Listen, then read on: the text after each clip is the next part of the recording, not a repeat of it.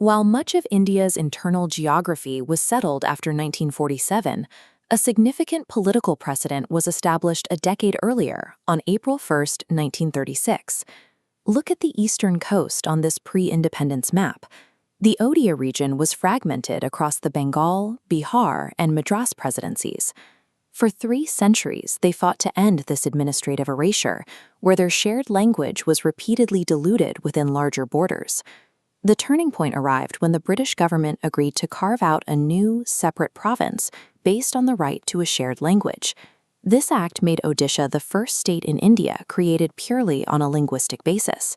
This border gave the Odia-speaking people the administrative space to manage their own heritage, ensuring their language and traditions were no longer sidelined within larger provinces.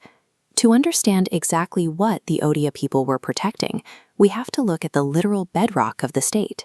In this footage of the Kianjar district, we are looking at granite rock formations containing the mineral zircon.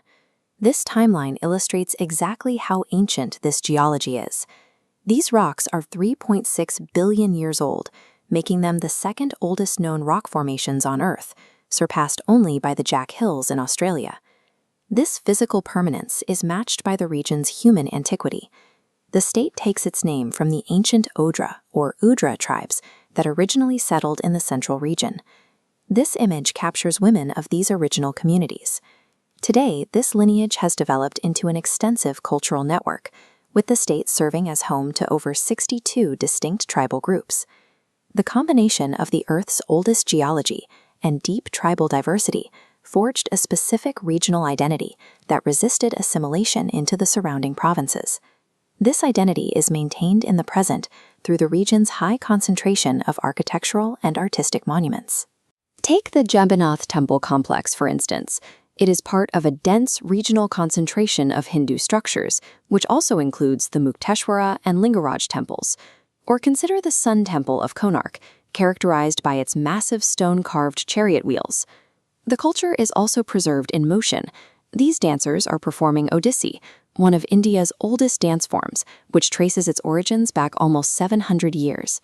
Odissi is notably resilient. It is still practiced and performed today with almost no modification from its original design.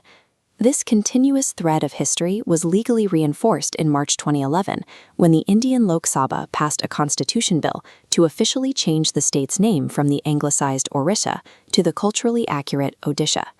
By reclaiming their historical name and borders, the people of Odisha clarified their cultural past, allowing them to focus on the next phase of the state's development.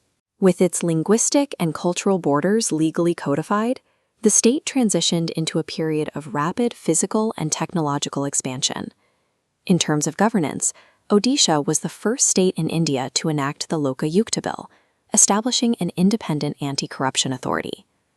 This wide shot of the Birsa Munda hockey stadium in Rourkela shows the state's investment in large-scale modern sports infrastructure. Perhaps its most technically demanding role is serving as India's premier aerospace hub at Abdul Kalam Island, formerly known as Wheeler Island. Since 1993, this island has been the primary testing ground for the nation's missile systems. Here we see an Agni missile mid-launch, one of several systems tested here alongside the Prithvi and BrahMos. Today, the state is celebrating its 90th Utkal Divas, Foundation Day, with a 14-day Odia fortnight featuring community events and heritage runs that connect current residents with this history. Odisha's 90-year history indicates that a secure linguistic foundation doesn't hinder progress.